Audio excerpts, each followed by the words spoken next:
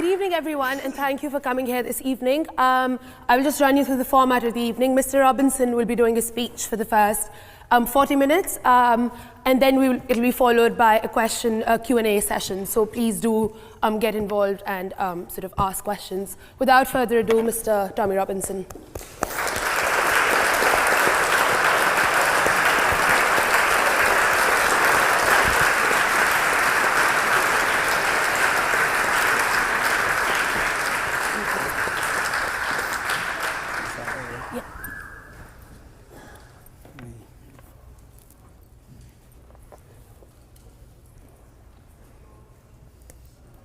Hey, first of all, I'd like to say it's a privilege and honour to be standing here today.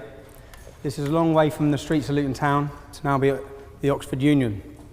I think it's a good day for freedom of speech. You've all heard, I was getting called a little fascist as I was walking in here. There's protests outside from Unite Against Fascism the definition of fascism is trying to stop people have a difference in opinion of you, which is what I have. So I think they're showing themselves up as fascists. I'd like to thank, I know there's probably been a backlash against the union for inviting me here today. It's been a good day for freedom of speech, but also a bad day. I had a speech prepared that I was going to come here and talk about, everything I had prepared to say. I was visited 4 days ago by probation, and I was warned about my licence. I'm on an early release from custody, so I'm on a licence. And certain things that I was going to say would result in me getting recalled back to prison. Now, even though, which I said, obviously I haven't got the same freedom of speech as what everyone else has got then. And they said, no, not whilst you're on licence. And I was going to expose certain things about the police, but that'll have to hold now.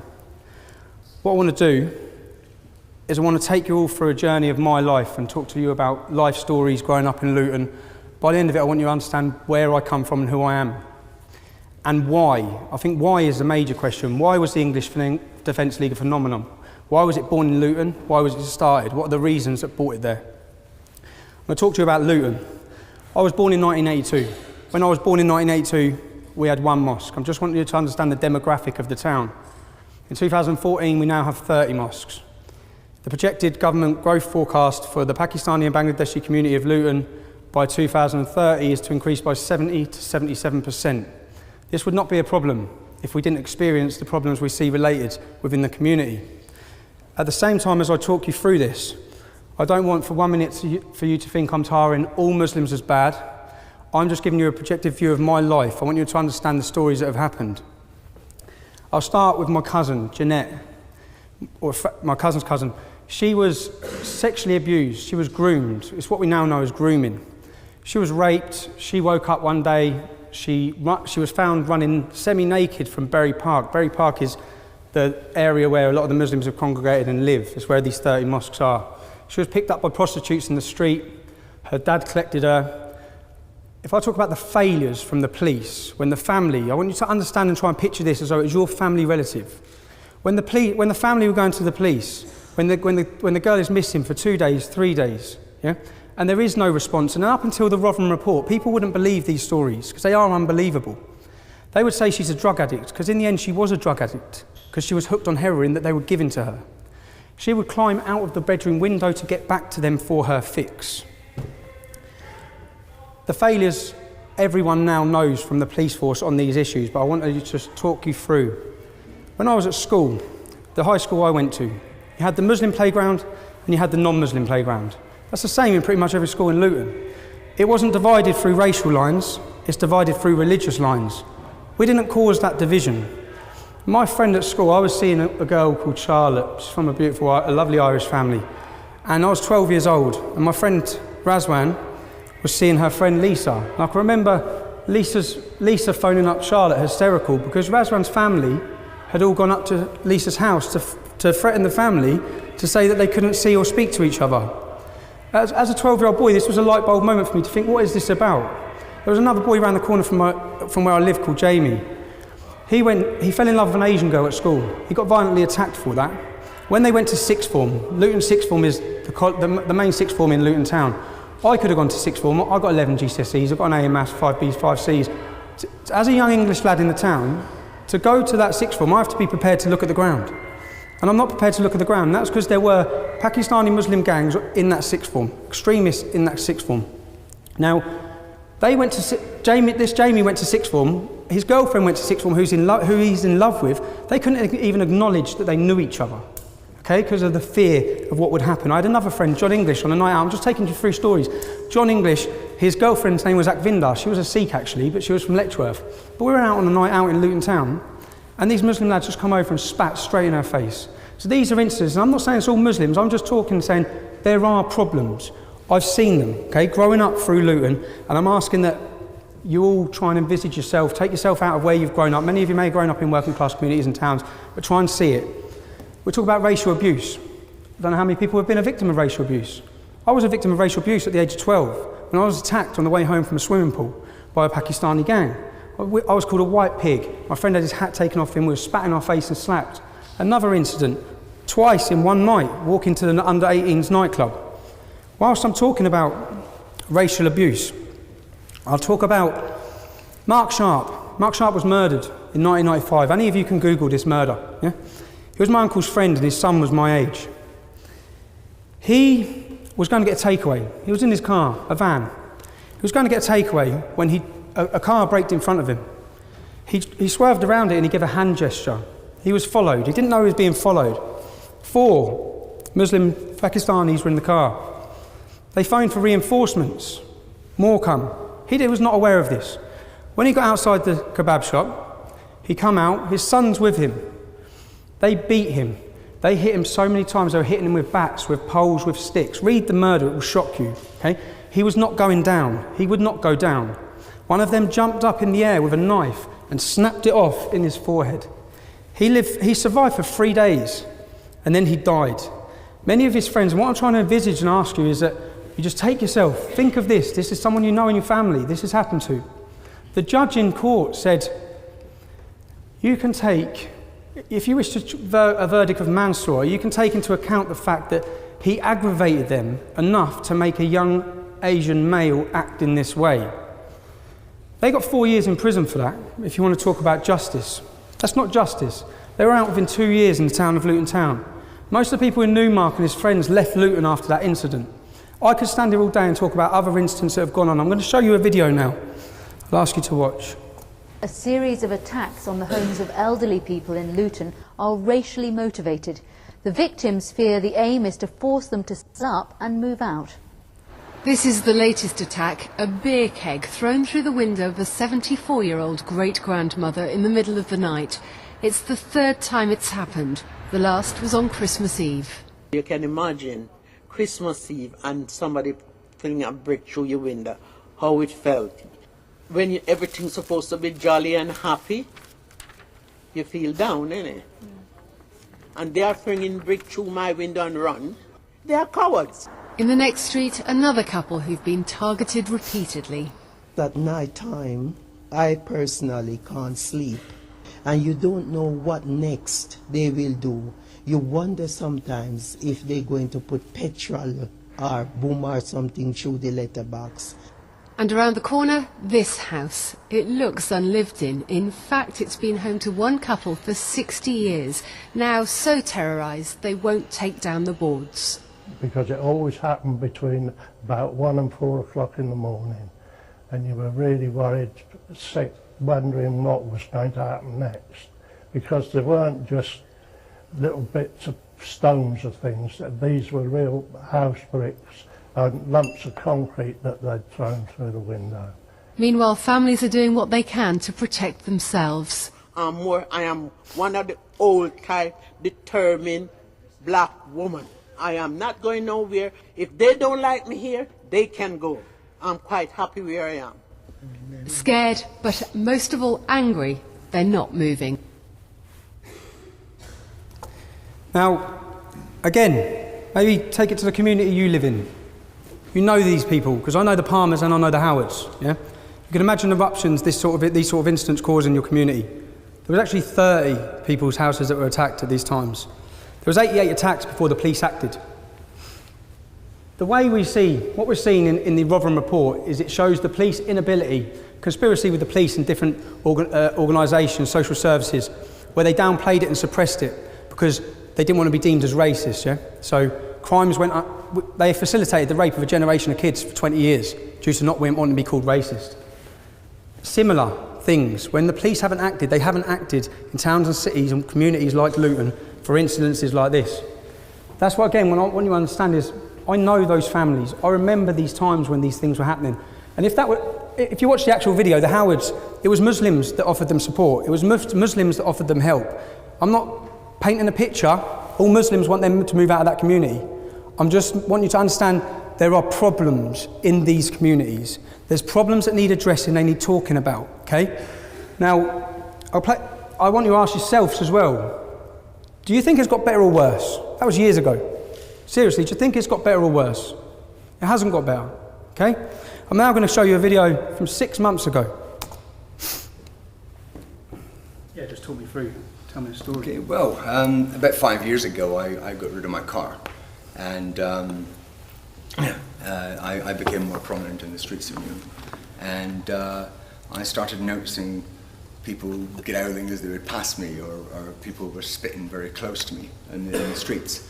And after about a few months, I realised actually they're spitting at me, and I faced quite a lot of anger. I faced quite a lot of just aggression from various younger Muslims in the community, simply because I was a Jew, or rather a conspicuous Jew in the college. And one time I was cornered in the college. I was shoved into the corner, and I was made to justify the existence of Israel. Well, I've got post-traumatic stress disorder, and I experienced a lot of panic attacks. Yeah. So it's, yeah. You've been living under a barrage of abuse and threats and intimidation for years. Yes, 5 years now, and you know, it's been coming up for 300 incidents, attacks on me and my home, and it probably wouldn't be so bad if I knew that, you know, maybe the authorities would have my back, but unfortunately they don't. I do think every morning, you know, I'm still here, and I go to bed at night. I live today, you know. I've seen the image of your property. It's like Fort Knox now, yeah? Yeah. I mean, my friends that, I had to stop my friends coming to the house because I couldn't guarantee their safety. So I never have friends at the house. I always meet my friends outside. I can't have family to live with me because it's too dangerous. I live in... See, this is 2014 in the Borough of London. 2014, do you know what it's like to see a grown man brought to tears? Do you know how many families I meet that are brought to tears in Luton and towns like that? The reason why I'm showing you these videos, I want you to understand this is real life. This is not made up. When we're talking about issues and the reason why we're passionate about these issues, we're not making it up. And at the same time, he's the first to say the vast majority of Muslims are not involved in this in any way. But there is a problem. The reason why I met him, I've been talking to him for 5 years. A lot of people then, with the English Defence League, they don't go to the police anymore in towns like Luton. They contacted us to talk about the issues, talk about what's happening with their families, how they're feeling persecuted, etc. I went to meet him because he's moving to Israel, because he feels he has to move to Israel if he wants to be safe. His only crime is that he's Jewish and he's living within a Muslim ghetto. And now as we're talking through, we all remember September 11th. I think everyone should remember where they were on September 11th. I was at Luton Airport on my apprenticeship. I remember everything. And then I remember getting a phone call again about Luton Sixth Form from a friend who was at the Sixth Form. That's the age I was at. I was probably 18, going back to then. Saying that Muslims were cheering and celebrating. A lot of these things may sound unbelievable. Yeah? When I then went to my local shops in my estate, I see Magnificent 19 posters across the estate, yeah? Glorifying these people. On the first anniversary we saw in my hometown of Luton, imagine this is your town where you live. You've got posters glorifying terrorism. You've got billboards. As you walk up your street, the billboards are now painted over. Anything showing a woman's flesh is covered up. This is all to fit in with Sharia. And it's from certain sections, a minority, but a dangerous minority within the town. I want to take you through and I want you to try and understand, as me growing up, the changes I'm seeing, they're not for the good, okay? They're not for freedom. So this will just show some posters. That's the covering up and billboards. The Magnificent 19 posters on a phone box. At this same time, at Icknield High School, many of you may remember the girl who warding the full base valve in the cab to school. Sherry Blair represented her. Yeah? When she left there, when she got kicked out of that school for doing that, she went to the school I used to go to, Putteridge. But her brother was part of Al Mujahideen, an extremist organisation. They used to protest outside the school all the time, this Icknield High School. They then had, at the same time, every year, they're outside the school handing out leaflets saying Christmas is a sin. Children are just trying to go to school, trying to paint a picture that things are going on across the town at this time. Now, what I'll show you now, this is a newspaper article. If you want to take one of them and pass them around, people can read them themselves. This, I feel, is very important. I think it's very important to show you where we were at in a town. This newspaper article is from September 2004. You're going back 10 years, okay? I was 21 years old. Anti-terror rally. I organised this rally when I was 21 years old. I made these leaflets, okay? This will show you that the English Defence League may have been born in 2009. There's a reason. There's a history behind it. When the Beslan massacre, remember the Beslan massacre? The school children were lined up and murdered by Chechen terrorists. They killed loads of kids in front of their parents. I remember watching that. And then I remember watching an interview of a Muslim from Luton. His name's Saif al-Islam, it means Sword of Islam. He was a part of this organisation called Al Mujahideen, and he said what happened at that school was justified. And it's justified if it happens in a school in England. That is when I started reading, learning, and looking into who this group were, Al Mujahideen. I doubt many people in 2004 had heard of them. Remember, this is before 7/7. This is before terrorist atrocities on our shores. I found that Omar Bakri and Abu Hamza, we all know who they are now. They were based in my town, in Luton. They were based there. Their head office was on Biscuit Road. I started looking, researching. What I found terrified me. And once my eyes were open, I couldn't close them to this issue. I made these leaflets. In these leaflets, it's clear. Leaflets circulating in Luton before the demonstration, which started at 1 p.m, described it as a peaceful protest to stop terrorist recruiting in the town. Headlined Luton Taliban, no thanks. It said Luton residents demand the police and council act now. Close down Al Mujahideen's head office in Biscuit Road.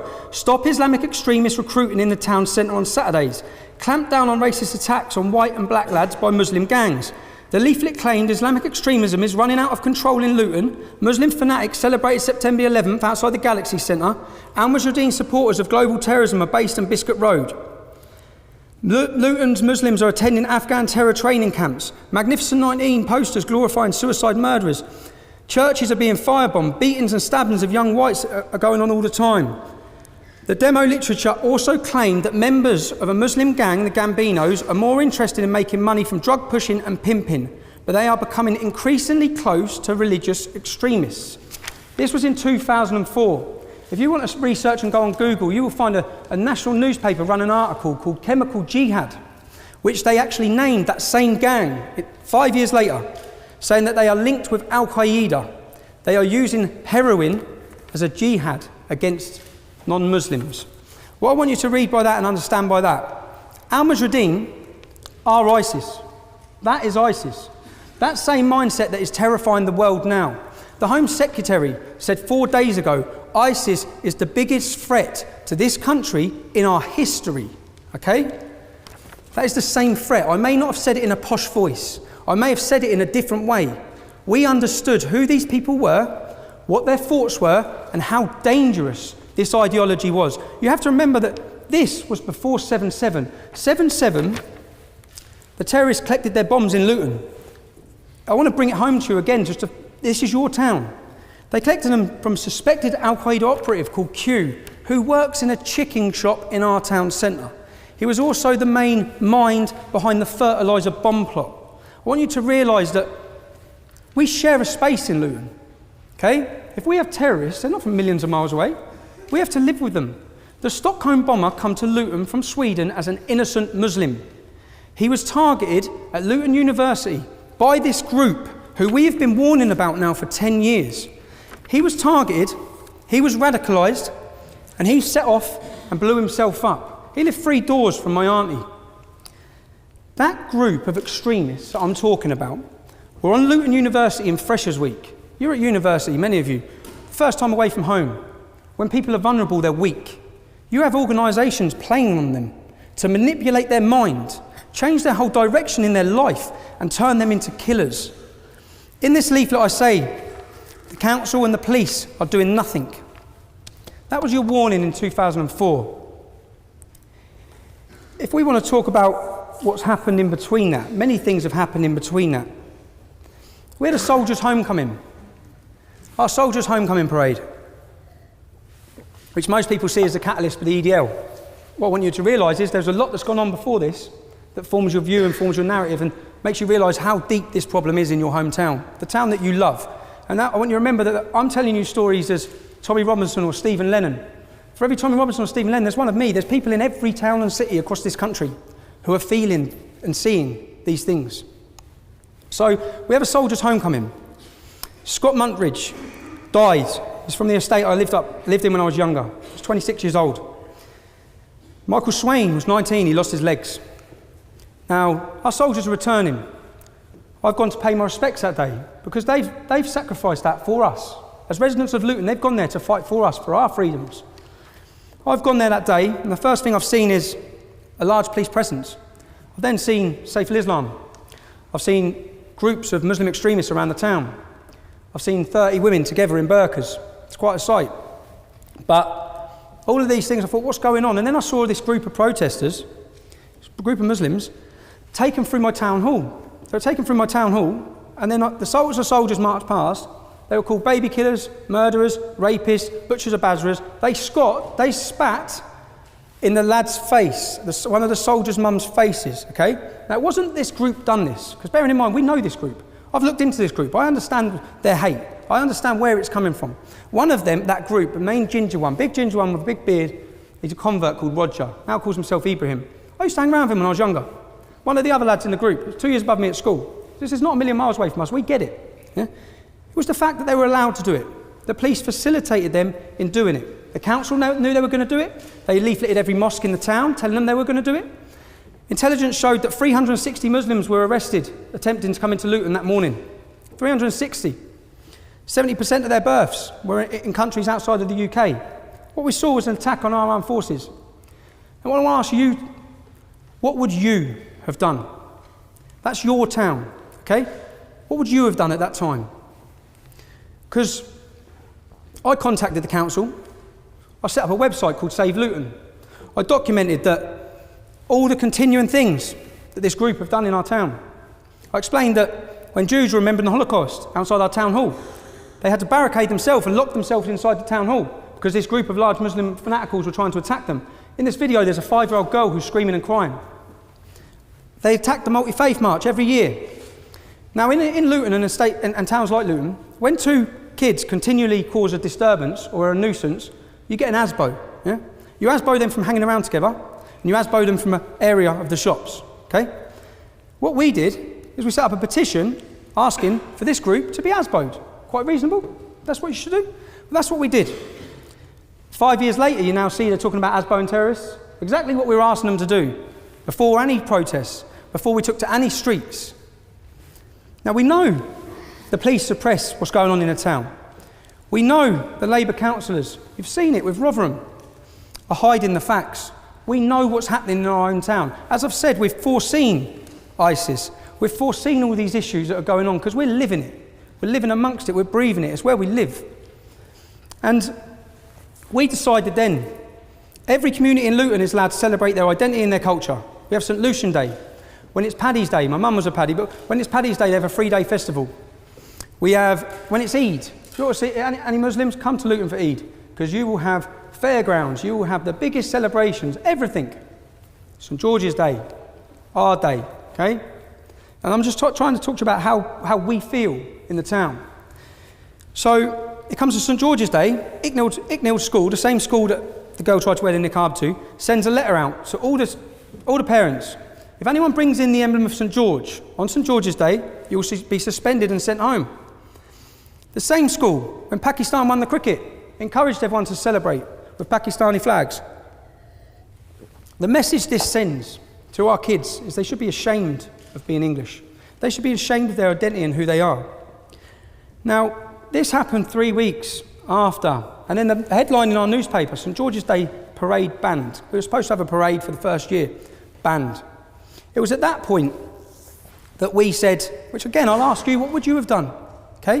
What would you have done? Every time your town's name is dragged through the media and the press, it's linked to fanatical jihad terrorism all the time. This is our town. It's where we love.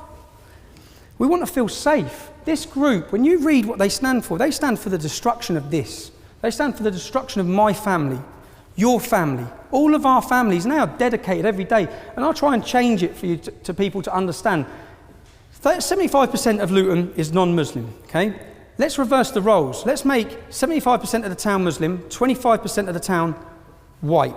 And in this complete white non-Muslim community, you have got hundreds of the world's most feared Nazis. And they have got pace tables set up. And they are promoting hatred against everyone that is not white, okay? Do you think that they are a small group that's going to be ignored? Because that's all we hear. No one listens to this group. Ignore them, ignore them. In fact, 60% of the people in terrorism are ex-members of Al-Mujahideen. People do not ignore them. They are dangerous. Now, sooner or later, you would see the hate coming out of that little area and coming into your community. You'd witness it. That's what we're witnessed. We have witnessed it. We see the hate. So all this time, I set up an organisation called the United People of Luton. Now, when I'd done this, I named the gangs. I named the heroin. I named their shops. Now, I was 21 years old. Some people would say quite naive. I was a 21-year-old lad with an attitude about what I saw, and I didn't want to back down to it. I don't know how many of you have been laying in bed at 3 o'clock in the morning and heard the sound of smashing glass. It's not nice when bricks come through your window. In response to that, I was a target of all the major Pakistani Muslim gangs in my town. I was living at my mother's house, okay? So when this happens, Soldiers' Homecoming, many of you ask why, or people try and belittle me for using a different name, covering my face. I know what's coming. I know what's coming for standing up against these radicals. It's not the radicals that were targeting me, it's the Pakistani street gangs that were targeting me. If you read the 2009 newspaper, you'll realise why. Because the trade between the street gangs and the fanaticals, and the terrorists and the extremists, is combined, the sale of heroin. Now, we set up a group called UPL.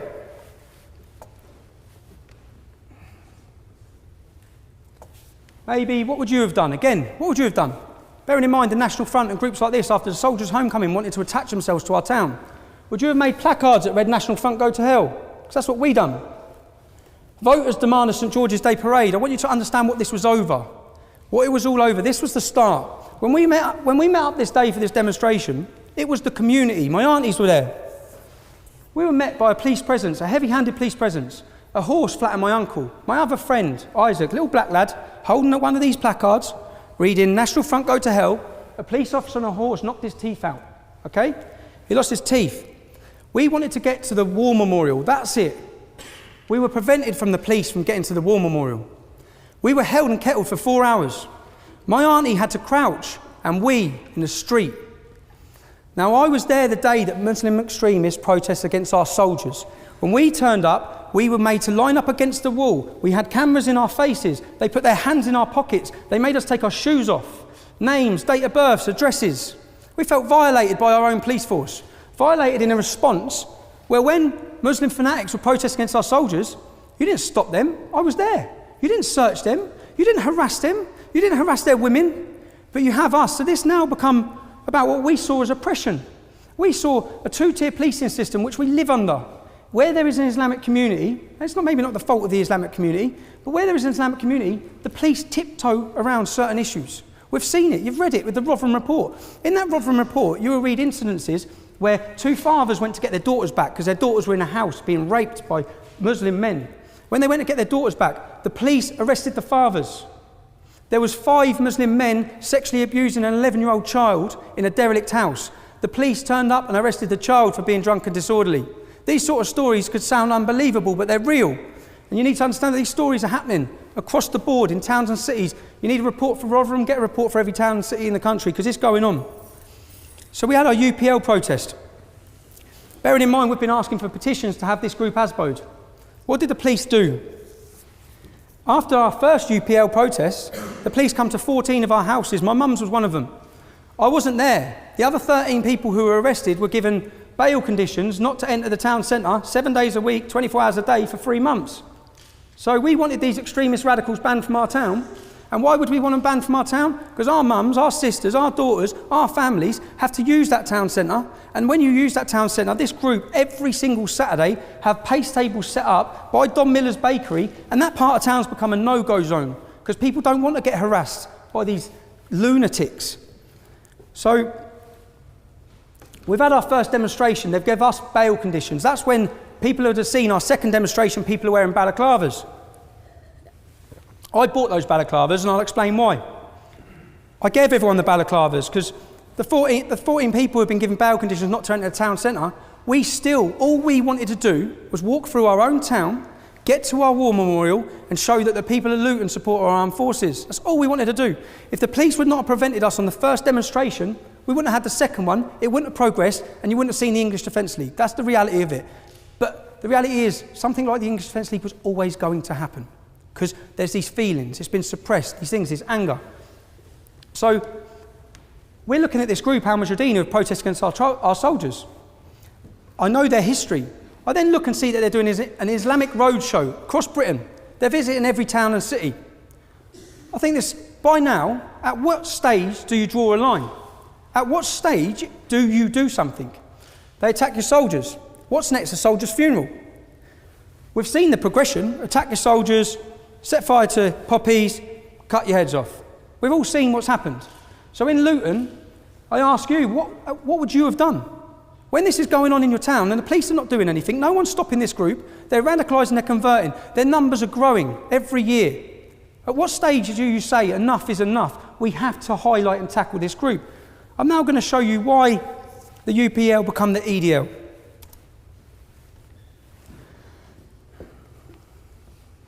A young man here who wants to become a Muslim. He's only 11 years old. What's your name, man? Sean.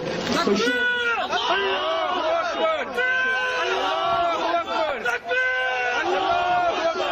Pause. Sean here is going to become a Muslim. Going to repeat after me. Ashhadu an la ilaha illallah.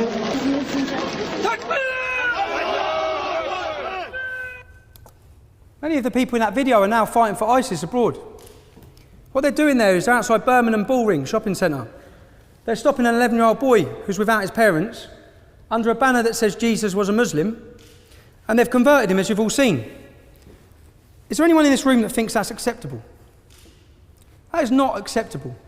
Could you imagine the reverse if hundreds of radical Christians converted an 11-year-old Muslim child walking through the city centre without his parents? There would be uproar. So I watched this group do this, and I waited. And I thought, let's see what politicians, police, someone's got to do something. Nothing happened. Then, as a group of lads from Luton Town, we decided to leave Luton and go to the Bullring in Birmingham with placards that read, "What about Sean's rights?" Sean was 11 years old. We had placards that read, "Muslim, no problem. Extremist Muslim, big problem." We had one demonstration, no press reports, no media. We put it online. We decided to go back because we still felt people need to talk about this. This Islamic Roadshow had more dates going around the country. This has to be stopped. When we went back, subsequently, you can all research this as well. We were locked in a pub for 4 hours. When we come out, they put us on coaches to get us out of the city centre. We didn't know why. As they drove us out, I saw debris everywhere. Bricks, bottles, everything had been smashed up. Muslim youth, Pakistani Muslim youth, had been rioting for hours. Little did we know that Salma Yaqub, a politician, had riled a crowd with a clenched fist where she said, "We must smash the BNP, we must smash the BNP." Muslims then run through the streets, attacking non-Muslims. It later turned out that the local imam had told the Muslim youth to come out and confront us. We was only against Anjem Chowdhury's group at this stage, okay? Who was coming out to attack us? Mainstream politicians. When we went to Birmingham, there were Nazis that turned up. There were Dr. Martins, and to us from Luton, anyone know Luton is a multicultural town, a very multicultural town. You won't find a Nazi in Luton, you can't find one.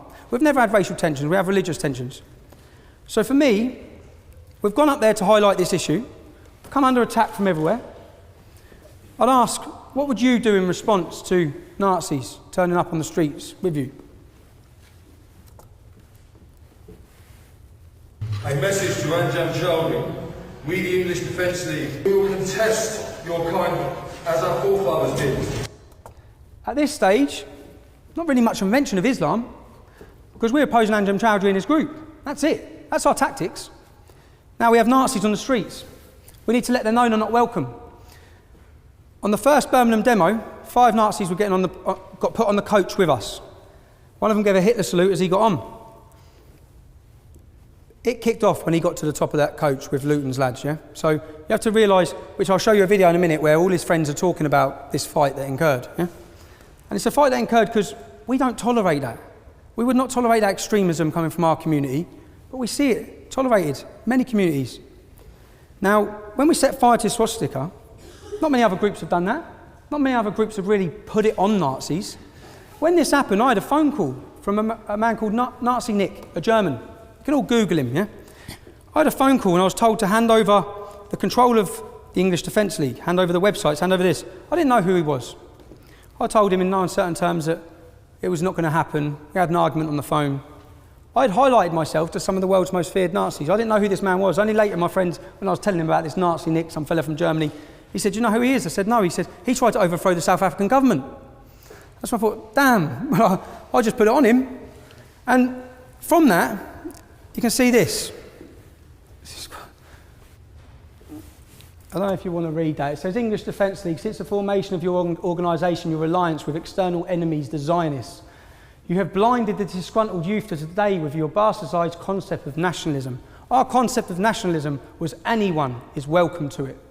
White, black, anyone, Muslim, Christian. If you're proud to be English, you're proud of the laws in this country, you're proud of our freedoms, you are welcome. You have attacked lone white nationalists. They wasn't on their own, but this is on about Birmingham. See, the press would not tell you that when there's trouble at the demonstrations in the early days, it's us outrooting the extremists. You have burned our swastika from the EDL and the 10. Anyway, I'll carry it on in a minute. You'll see. It's quite awkward viewing, but. EDL's come into operation. They was given it on the streets. EDL.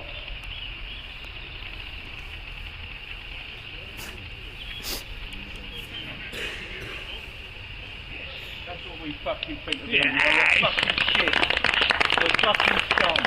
That's what we think of the EDL. So, could you imagine?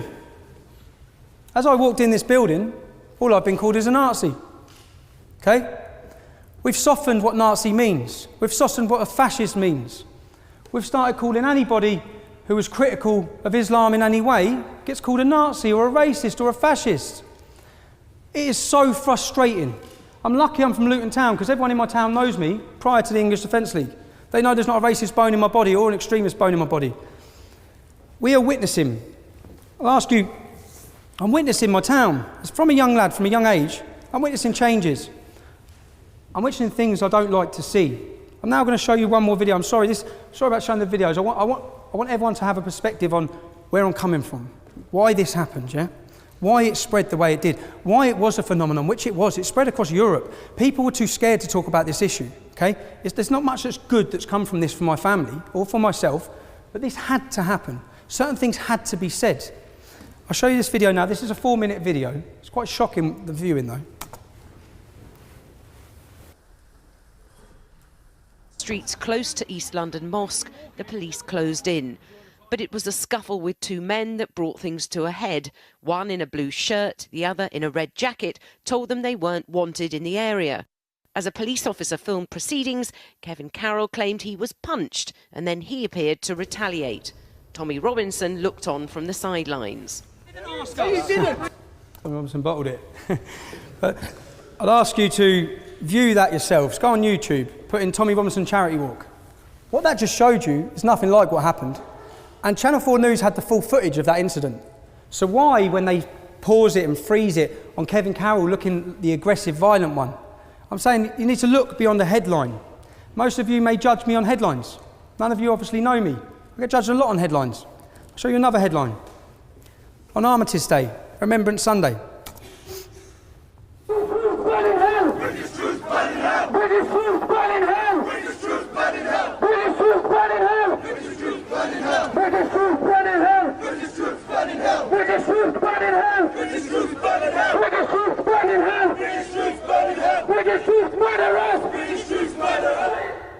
Clearly they were not searched before that demonstration in the same way that we are. Clearly, because they had canisters of lighter fluid. Some of the country's most radical Islamist terrorists, sympathisers and supporters, on Armistice Day, round the corner from a remembrance service, doing this. Okay? I was there that day, and I went up to a police officer and said, how is this being allowed? You should have seen the public's face and reaction to what's going on there. British soldiers burn in hell, British soldiers burn in hell. The BBC, you want to talk about propaganda? The BBC did not report this. Not one BBC news station reported this. I was arrested at this demonstration. I'll show you what I was arrested for. I was arrested for assaulting a police officer. And you'll watch the video, which the police did not know I had a video of. You can see the video here. Substantial police presence was needed at a protest in Kensington. A group calling itself Muslims Against Crusades was faced with a counter-demonstration by the English Defence League. A police officer needed hospital treatment for a head injury, though it wasn't serious. The police later gave the Muslim protesters an escort through a local tube station. A black flag that I grabbed, we all now know to be symbolic of ISIS. At that time, it's the black flag of jihad. It's what these radicals, if you see anyone get their head cut off, it's behind that black flag. So I jumped over a fence, I saw a crime that was being committed on our streets, burning of poppies. Police were allowing it again, so I made a decision to try and prevent them. I was arrested for assaulting a police officer. When I get out, guess what headline went across the BBC? Not just in Bedfordshire, it went Hertfordshire, Buckinghamshire, Oxfordshire. It went everywhere. EDL leader arrested for assaulting police officer.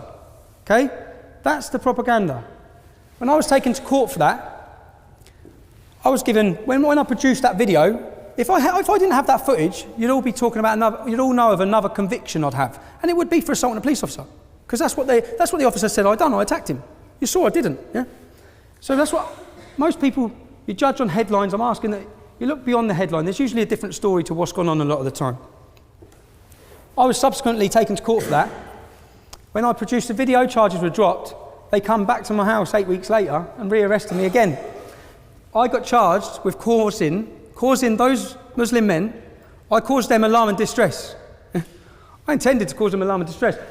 They were causing our entire nation alarm and distress, and they were being allowed to do so.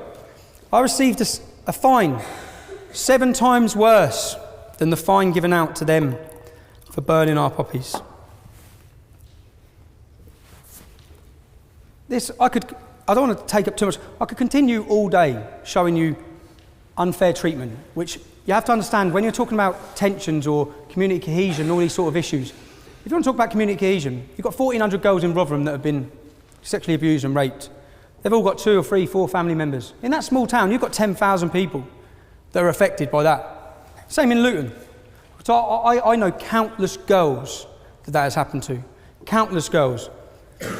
And the 2-tier policing system, for example, when they take me to court for those sort of things, and all the people who are following me or sympathetic to what I'm saying, when they're watching all these things play out, when there is such a blatant 2-tier system, let me show you this video. Try not to cheer anyone, yeah? What have I got to talk to you about? What have I got to talk to you about? What have I got to talk to you about? What have you got to say about Islam and that, innit? Yeah, I have, yeah. Yeah? So why don't you say it now? What do you want me to say? Yeah? It's ideology, it's got no place. Yeah? Yeah, it's got no place, bruv. And what you Should got? vote you like, bruv. You have Wait, about 100 you in a minute. You fucking little chief. You fucking chief.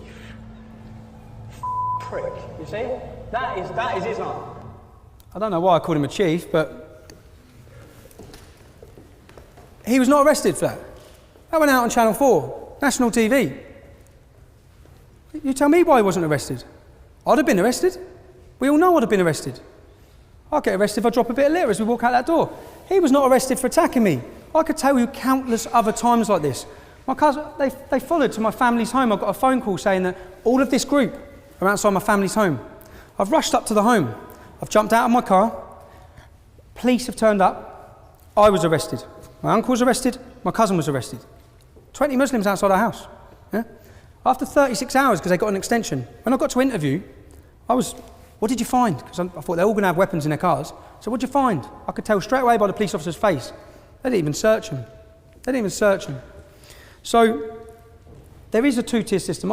Many of you may not believe, I could show you countless different things. I'm going to show you now that video first, which I thought I was on. It's a 4-minute video. This is a young girl. Many of you may know Stacey Dooley, pretty ginger girl. She has her own programme. She's from Luton Town. I grew up with Stacey. So when Stacey come back, she's obviously come back to experience what's gone on. She left Luton 8-9 years ago. She's done quite well for herself. I'm Stacey Dooley, and this is Luton, where I was born. I went to school here. I even worked at the airport, and then I moved away. But now I'm coming home to find out if it's true that Muslim extremists are taking over my town. It didn't take long to witness firsthand the extremism I've been hearing about.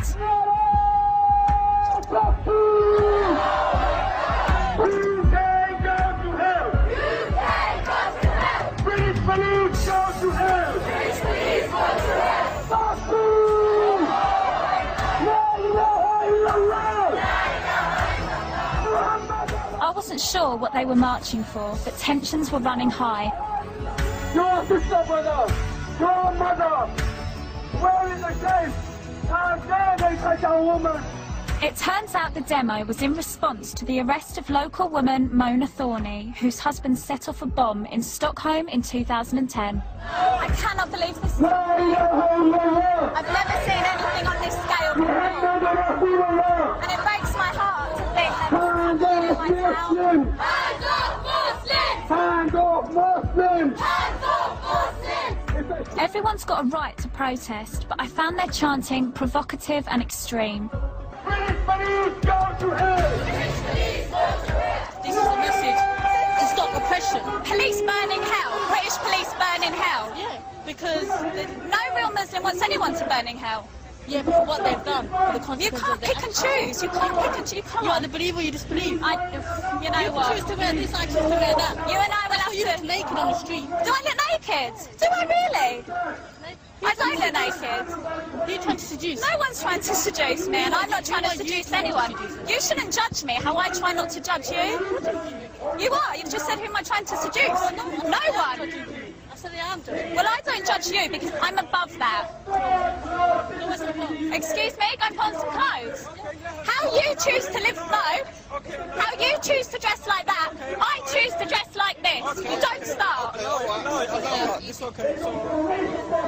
Don't you dare speak to me like that. No, this is my hometown as well. No, I'm walking. I am walking. No, I can do what I want. That girl's just... I don't mind. Point away. Point away. Because you're not scaring me. I try my hardest to sympathise with people who are maybe different to me. And it's a tiny minority that play up. Who are you trying to seduce? Go and put some clothes on. You look naked. Oh. Such a shame. Do you think it's fair that you should say British police need to burn in hell? That's a freedom of speech. They can say, wish to say, they can say it. In Islam, doesn't it say that you have to respect the law of the land that you're living in? No. I thought it did. What's the solution? You know, if Muslim people are in the wrong and they are committing crimes, you know, no one's above the law. If the law of the land is Islamic, we will respect the law of the land. What if it's not Islamic? If it's not Islamic, then the law of the land and those who make it can go to hell, quite honestly, because Allah said in the Quran, in chapter 33, verse 1, He said, O Prophet, fear Allah and do not obey the disbelievers and the hypocrites.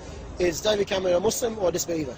Guys, I can't speak on Cameron, so you can't obey him. So he can go to hell, as well as all of the other leaders. Do you think I should go to hell because I'm a non-Muslim? You're on your way to the hellfire because you're a non-Muslim. All non-Muslims are destined for the hellfire. Do you really believe that? Yes, and you will be fueled for the hellfire as well. But the fact is that you have an opportunity to change. That hurts me to think that you think that of me because you don't really know me and you think I'm destined to hell because I'm non-Muslim. You said you're not a Muslim, so that's enough for me to know that you're not Muslim. So if you're not Muslim, you're destined for the hellfire, unless you change. I find it sad that anyone would preach such a damning message. To sum up in words, even to tell you how I'm feeling right now, I feel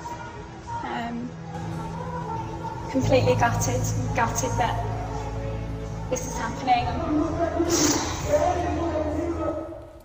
Gutted so much that she's brought to tears again. I'm not trying to portray all the Muslims in Luton are like this. I'm trying to show you there's a problem, okay? There's a problem where we live. She says this is my town as well. It is her town, okay? We should not be seeing that. How much of that should we tolerate? When people come out and protest against that, far right, racist, thugs. There's an issue. Many issues. You saw the madrasas, undercover madrasas, where we see children being things beaten into them. My friend Sully is a Muslim. His mum's black Kenyan, his dad's Christian. That's very rare. I spoke to someone else at that. That's rare in Luton. He went to a madrasa. He came to our school then when he was 12. And he told us that he had to leave his school because they started teaching him that his dad had the devil in him because he wasn't a Muslim. Now, Sully went on to join the Royal Navy. He is a loyalist, Queen and Country. He hated the English Defence League. Yeah? Many of my friends didn't like the English Defence League. I'm trying to bring you into the personal story of my life because it's not as black and white, excuse the pun, as everyone wants to pretend it is.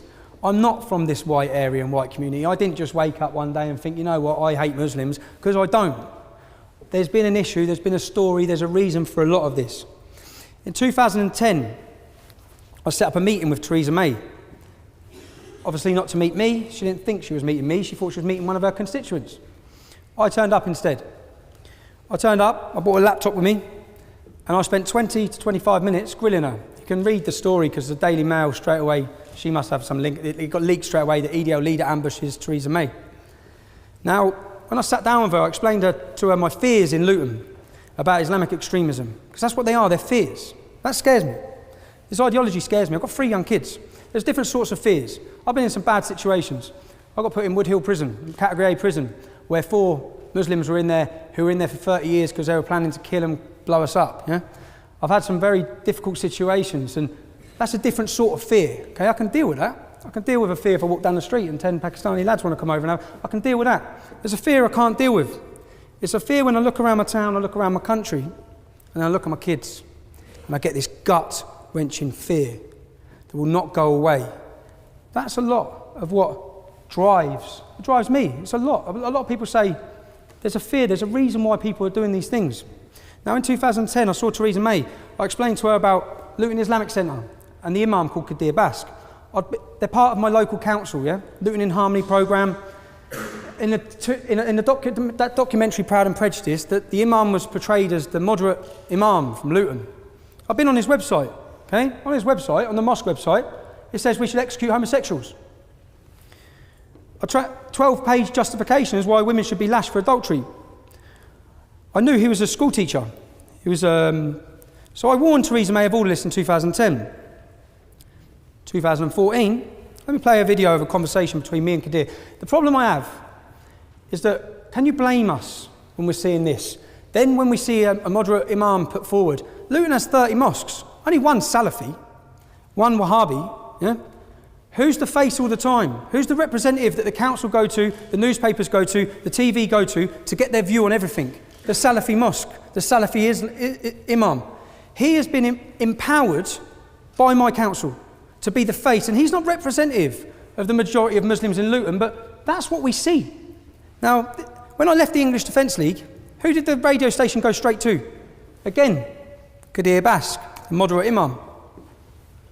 As I was talking about Tommy Robinson, asking your questions about him, he came knocking on our door, and now he's sitting here in the studio with us. He's joined in the studio now by Kadir Bash from the Luton Islamic Centre, who we had as an arranged guest on this subject as well. So we've ended up having a bit of a Barney about all of this. And just before the news, Kadir, you said that in an ideal society there would be punishments for example, homosexuals. And Tommy Robinson had put the point to you that this is why he was concerned by your ideology, which is why he was anti-Islamic and anti-Islamization, and put Luton Islamic Centre in that camp. Do you understand why Tommy Robinson might be concerned by Islamic ideology when, even though you say we don't want it in Britain, you do use phrases like in an ideal society and then come up with a statement like that? Yeah, that's fair enough. He has every right to disagree and to criticise it. Because look, you know, you can look at how the Sharia is established in Saudi Arabia, for example.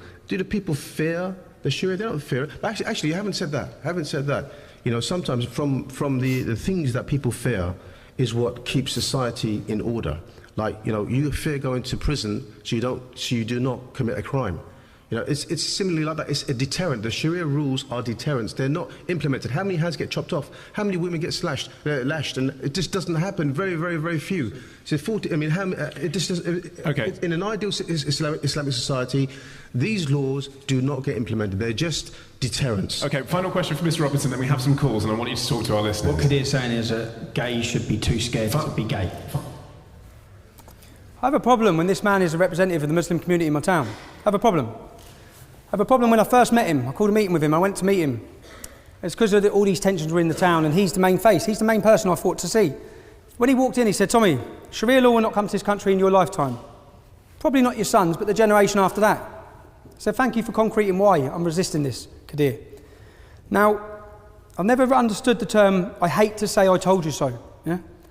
But I now understand it, because it's not a nice feeling. We warned of grooming.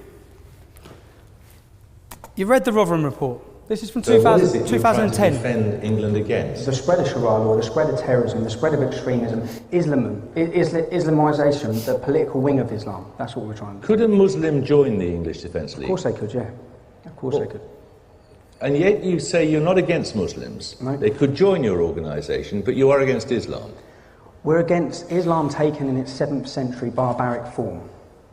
Well, your direct quote is, I'm not against Muslims, just Islam. Against militant Islam. And when I say Islam, taken in its 7th century barbaric form. If Islam was to evolve, which it needs to evolve, to fit in with Western democracy, which is clearly not. Clearly there's a problem. Clearly the English Defence League is a phenomenon that swept this country.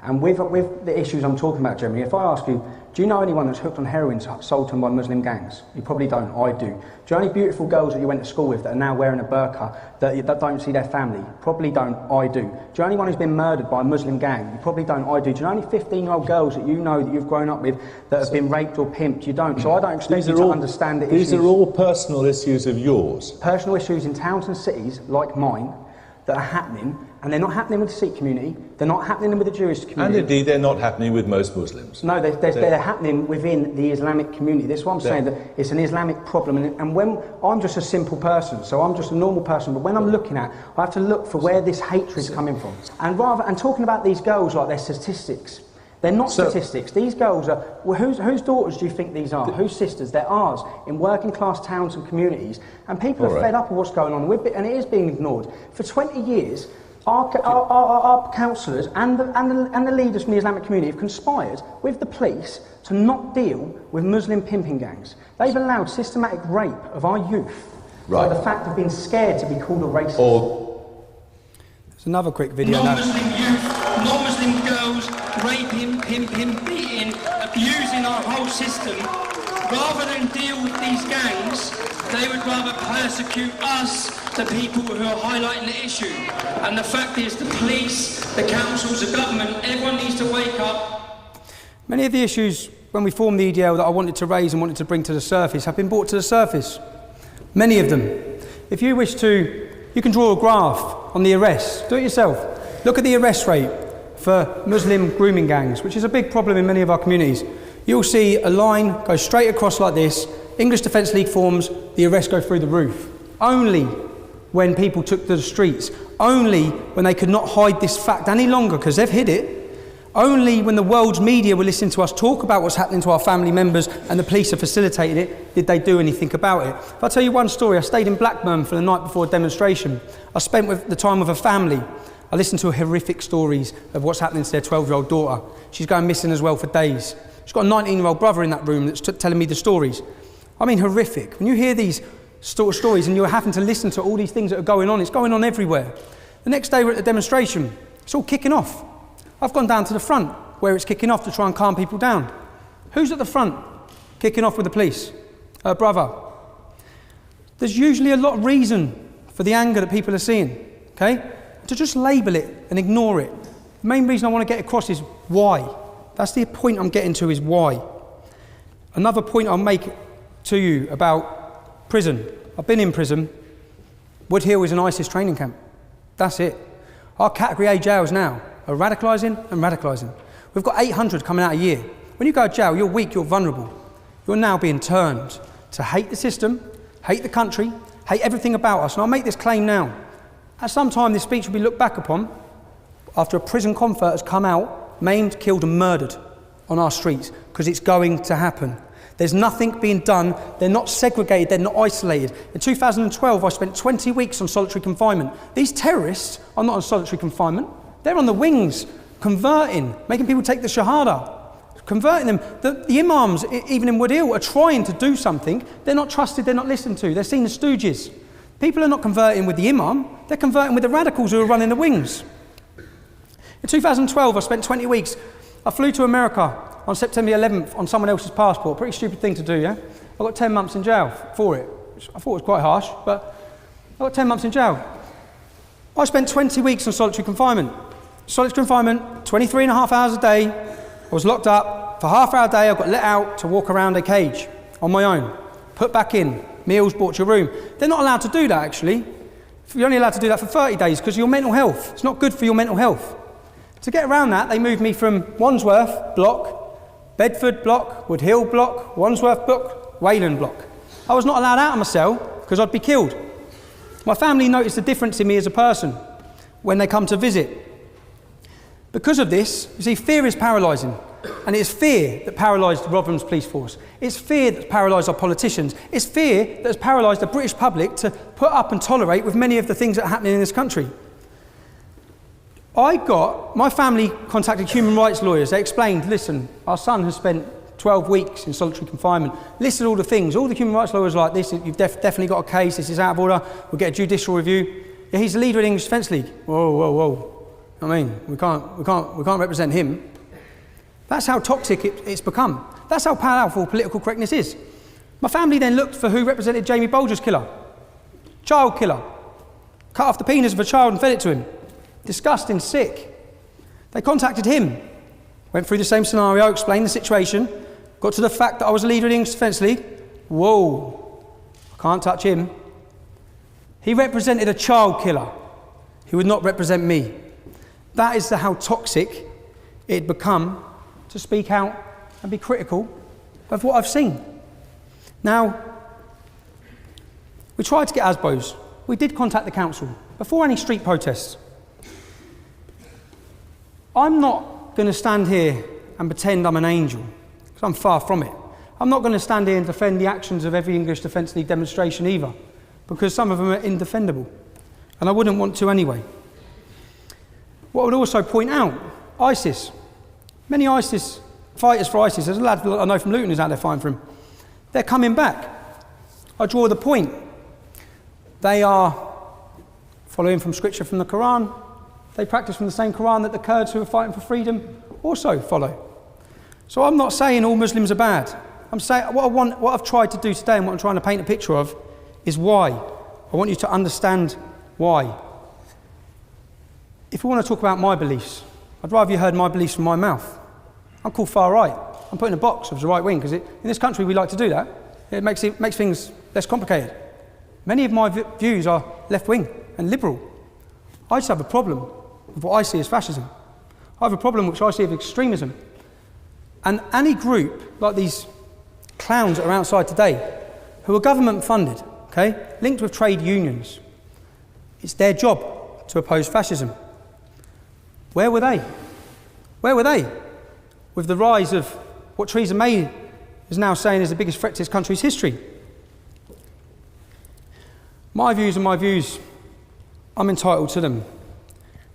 It's coming to an end now, but what I want you to ask yourselves again is, what would you have done on your soldier's homecoming? What would you have done witnessing the things you have growing up. What would you have done when you see your culture eroded, your identity disappearing, you see Sharia patrols, neighbours are being forced from their homes? What would you have done? As a young lad from Luton, I've made the decision. I've done what I did. I've done it, and I want you to know that it was born out of passion for what was right. It wasn't born out of hatred. To say this was all done out of hatred would be absurd. I've put my life on the line and had many negative effects from that, especially when we come down to the police. I was talking earlier about freedoms. I'm on a licence condition, I can't contact the EDL. I believe that we should all be fearful. If I went through a full story, I'd love to come back and have time to talk about this. Now I'm running out of time. I'd love to talk to you all about everything that's gone on with the police, because if they can do it to me, they can take away my freedoms. They can do it to you. It should be a worry to everyone. Finally, interfaith. We have interfaith policies across this country. Rip them all up, they're useless. They're completely useless. In my town, we have Sikh leaders, Muslim leaders, Christian leaders, twice a year, take a photo of each other, put their arm around them, stick it in the paper, that's their interfaith. It's not doing anything. It's no good. The people, if we're serious and we want to solve this problem, our country has deep wounds. If we want to solve these wounds, you know the people you need to bring together? People on those EDL demos and the young kids being attracted to those Islamist organisations. It's the only way. The only way is with dialogue. And if I talk about, many times I say we need a revolution. I don't mean we need a revolution. We need a revolution within the Islamic community. We can't solve these problems. Problems will be solved by Muslims. I'm having a meeting this week with Muslims in Luton who are running a campaign saying, "Not in my name." I watched the video, it was an hour and 20 minutes. It's a good video by the Imam. And I sat there and thought, this is what we've been asking for. We've been asking for Muslims to get as outraged as us at what these fanatics are doing. We've been asking for a clear wedge and a difference, and a clear difference between your ordinary Muslims and these Wahhabi Salafi extremists. And for the first time, I think, I'm yet to be completely convinced, but it is the only route forward and the only path forward that I see if we want to hand down a safe and prosperous Britain.